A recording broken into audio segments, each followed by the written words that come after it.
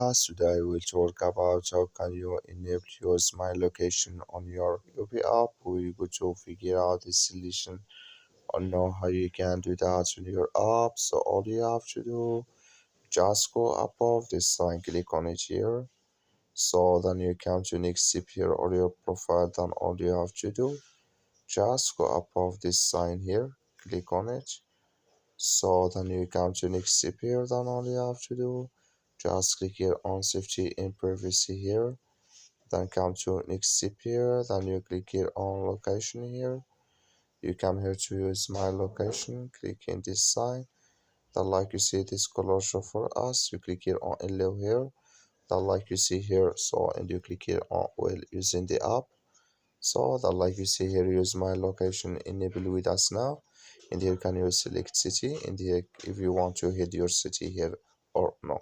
That's all you have to do. Thank you for watching. Don't forget to support us by liking, subscribing.